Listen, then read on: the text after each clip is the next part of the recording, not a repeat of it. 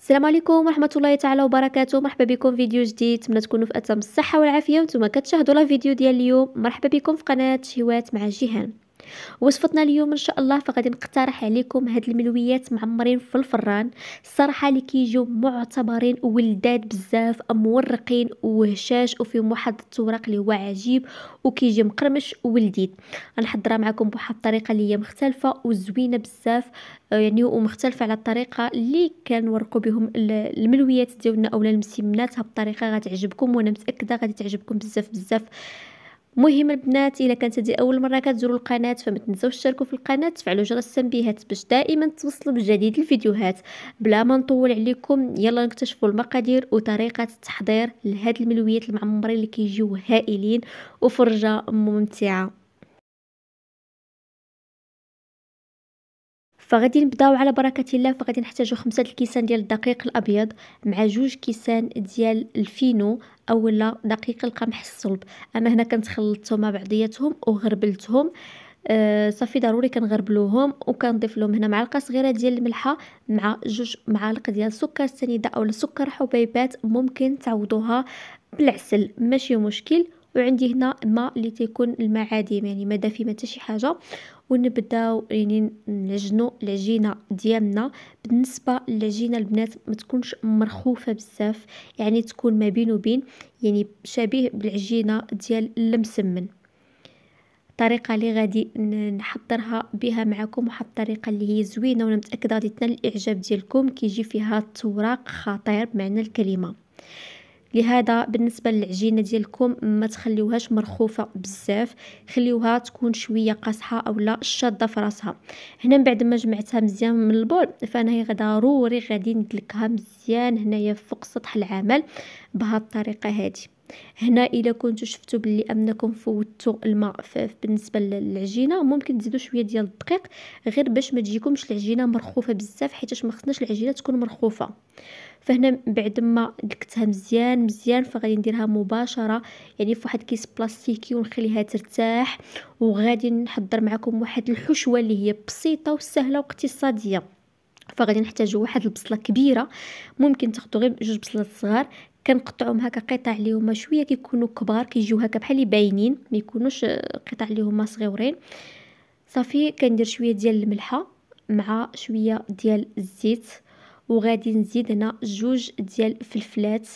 انا خديت انا عندي البنات الفلفله حمراء، ممكن ديروا فلفله خضراء صفراء اللي عندكم ممكن تضيفوه.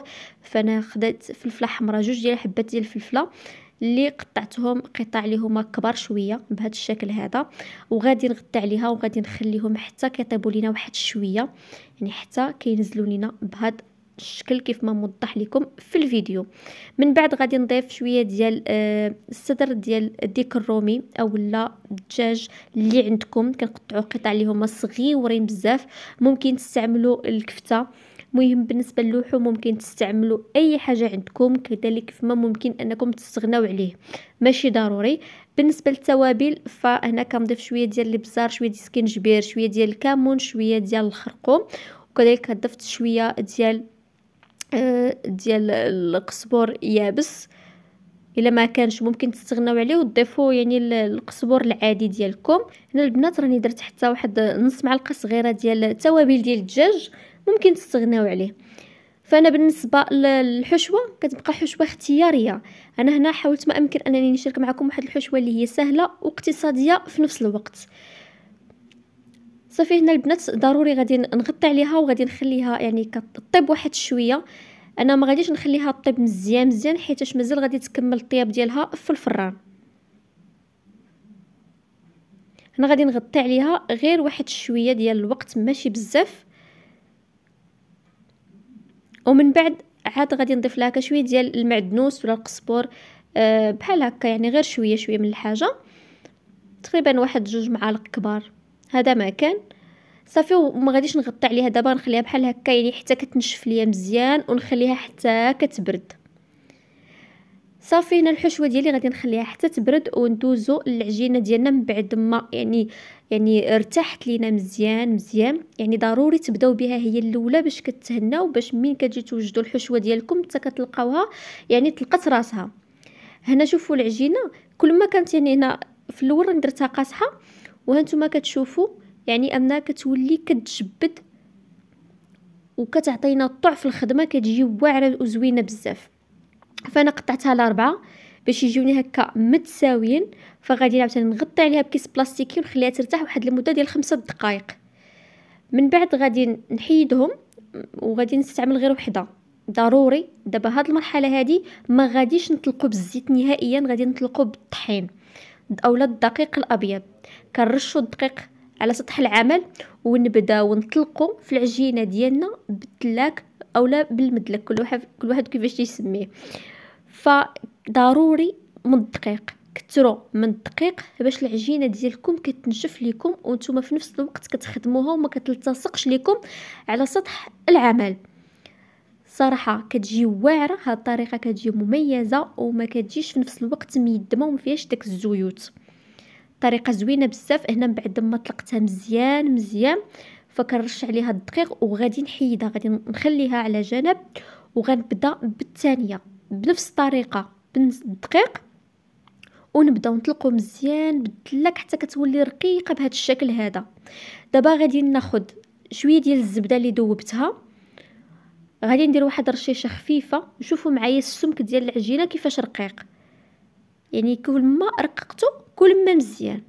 خصوصا اللي كان عندكم هكا شي بوطاجين كبير او لا ما كانش ديروا في شي طبله هكا كبيره ماشي مشكل. المهم هو ان العجين يجينا مورق.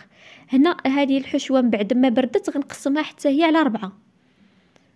غادي ناخذ واحد الجزء منه اللي غادي نحاول انني نقادو بهذه الطريقه هذه. صدقوني البنات غير جربوا هاد الوصفه وردوا عليا الخبر، ما غتشبعوش منه. نحاول انني نقادها بهذا الشكل هذا وغادي نجيب هذيك اللي طلقت معكم في الاول، نحاول انني نقادها وغادي نديرها فوق منها بهذا الشكل هذا. هانتوما شوفوا معايا، وغادي ندير واحد الرشيشه خفيفه ديال الزبده من فوق منها، وغادي نزيد طبقه ثانيه من داك الحشوه عاوتاني.